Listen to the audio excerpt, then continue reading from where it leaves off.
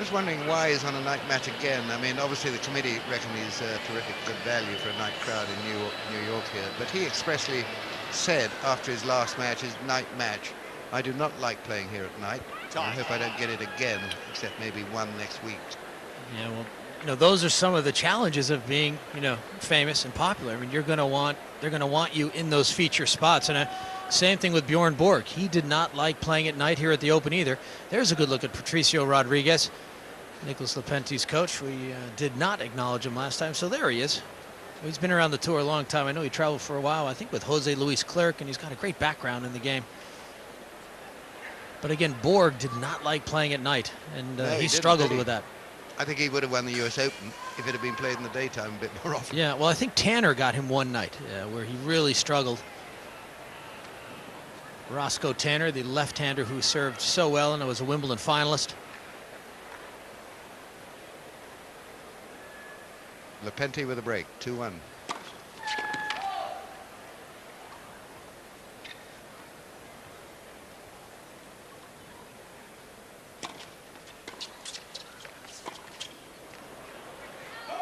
There we go again. That's the third lob he's played.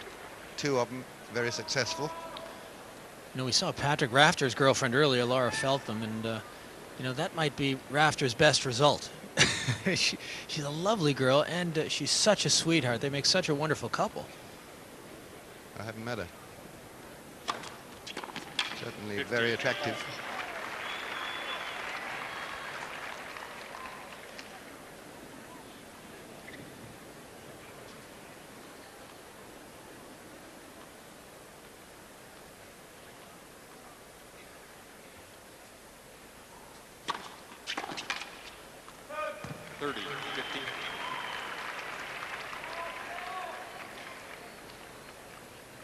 He likes that serve out wide, and I think he's going to use that today to diffuse, Rafter's intentions of coming in behind the serve.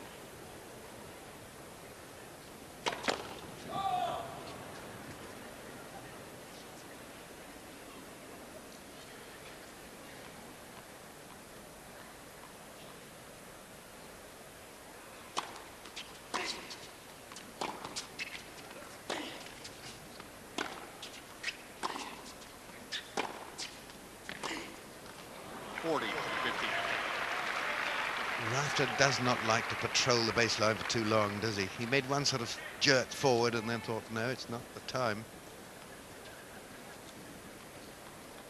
A couple of points for this chap for a 3-1 lead, first set.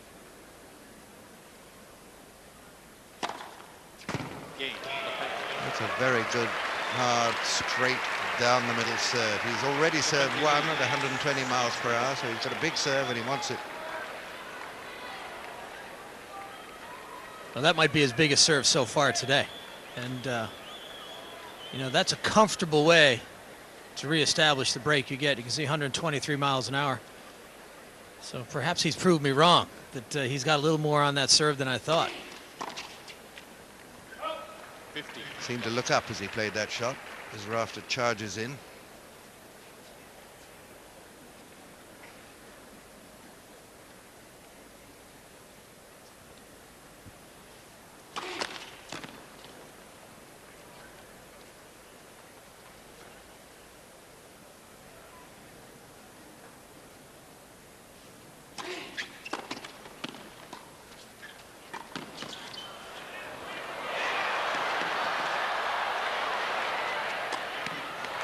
What a wonderful half volley pick-up lob that was. 15.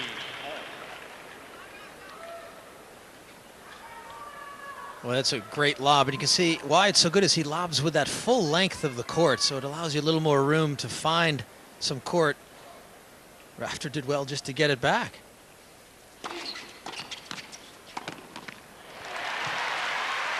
Yeah, that's money right there.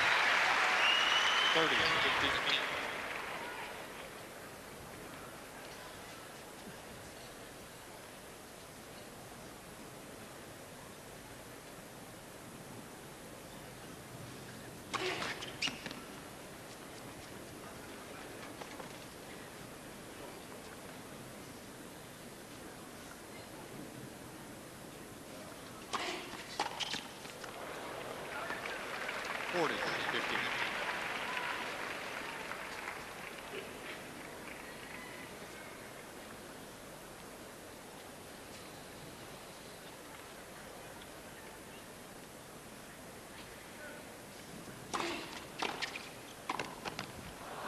That's not Rafter at all. 40. 30. Doesn't usually miss those volleys.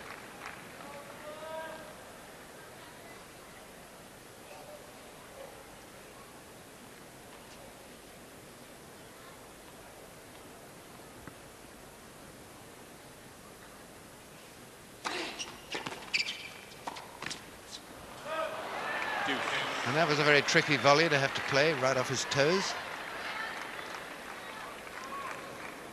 No, Rafter doesn't want to let this game get away. I mean, he was up 40-15.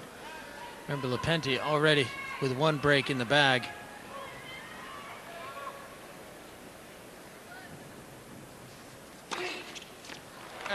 Great serve. Sliced away, miles away from lapentti.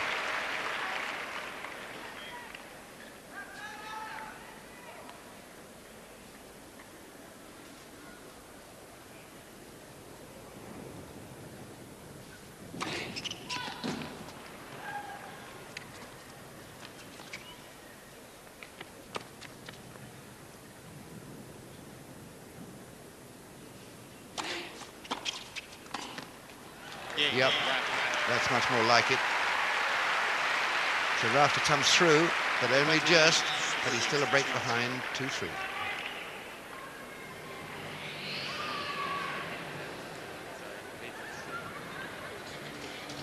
You can see why lapentti is so much fun to watch. I mean, he's got a creative approach to the game. It's not all bang, bang tennis with this guy. He's got some angles and some lobs. He likes to hold the ball to the last second and sort of catch you leaning the wrong way. And that can make for a tricky challenge for a guy like Rafter, who just keeps coming forward and is counting on executing some volleys. So Rafter will be tested. Rafter, the number 6 seed.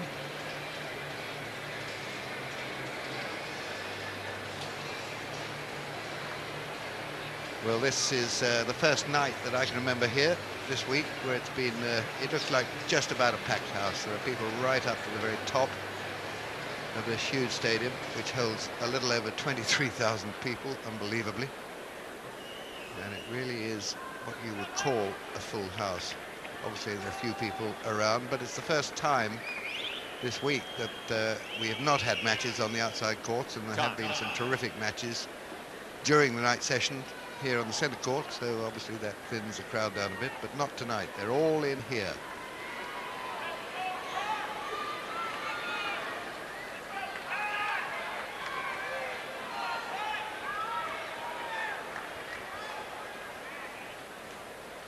So lapentti now about to try and underline his break of serve. He leads 3-2.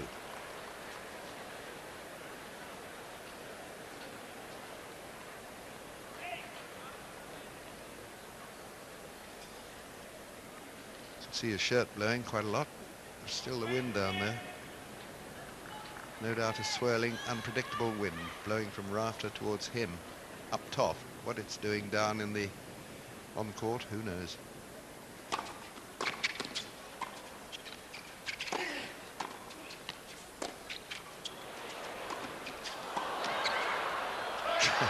He coped very well with a high backhand too. Now this time it was lapentti with the backhand. Again, that volley doesn't do much, but this play here helps him out a bit.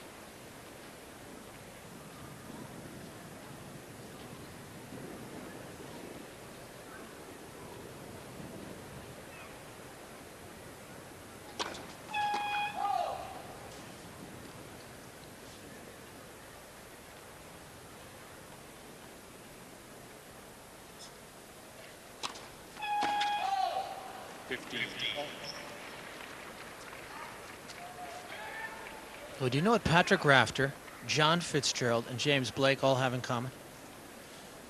Wait, well, I think. I've thought, and I've no idea. They were all born on December 28th. And you know why that's significant? Go ahead. Because it's 3 days after Christmas. That's significant. But it's also my wife's birthday, December 28th. Oh, that's lovely. You know, my lack of knowledge about December the 28th is vast. Well, it's growing, though, isn't it? Oh, yeah. I know something now. 15, 33. I know when my wife was born. Who And was you it? better not forget it. Same day as Mussolini or somebody sort of quite famous.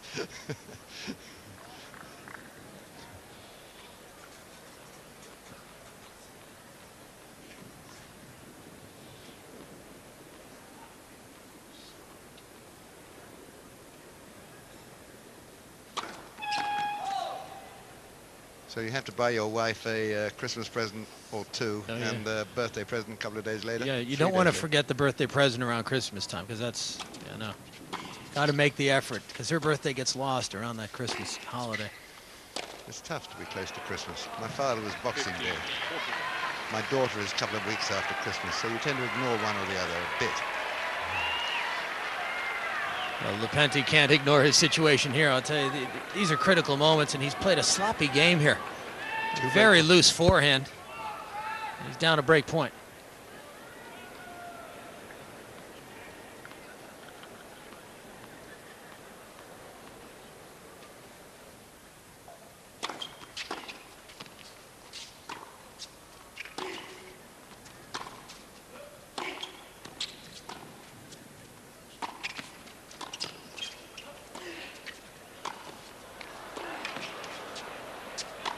Yeah, well, the one over his backhand side, the lob, was a bit short for Rafter, by Rafter.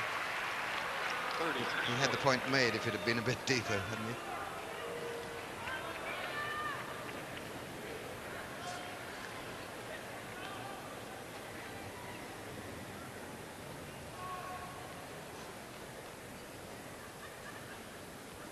So this is the second break point.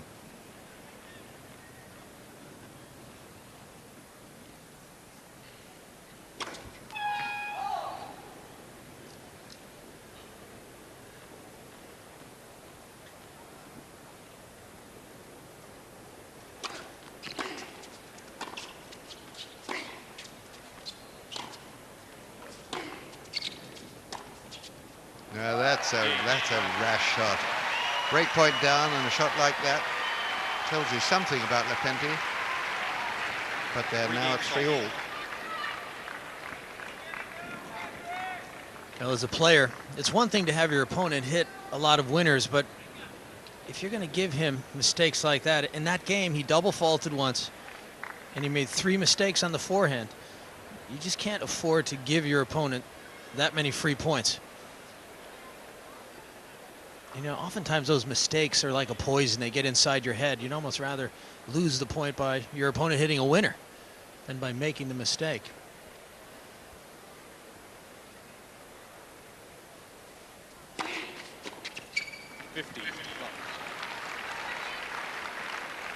Lapentti's feet not moving too fast there. Didn't have a lot of time to. Rafter's fastest serve so far has only been 114, as compared with 123 for lapentti. 13. I suppose he dissipates quite a lot of the power with the amount of work he puts on his serve, and the ball spinning. He's going to lose a bit of momentum.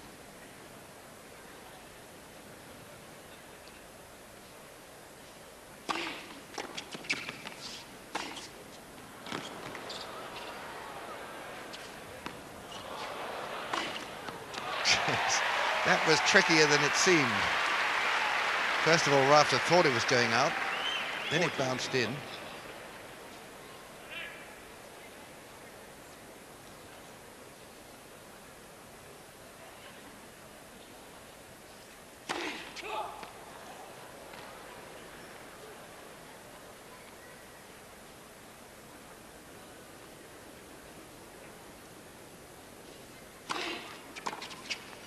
That's good serving again. That kicked away from lapentti.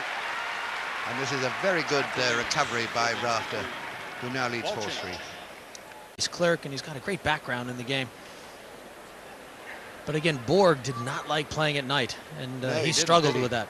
I think he would have won the US Open if it had been played in the daytime a bit more often. Yeah, well, I think Tanner got him one night where he really struggled.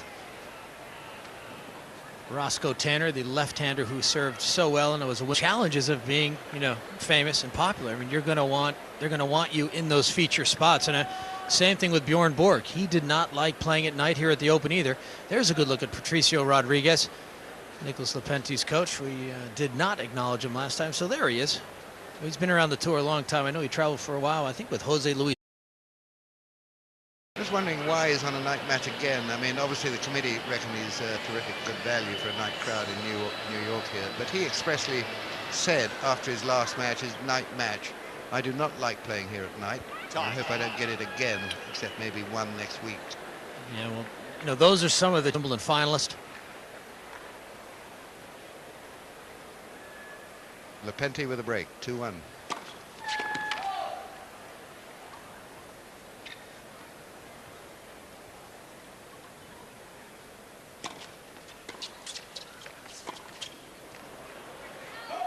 There we go again. That's the third lob he's played. Two of them very successful. We saw Patrick Rafter's girlfriend earlier, Laura Feltham, and that might be Rafter's best result. She's a lovely girl, and she's such a sweetheart. They make such a wonderful couple.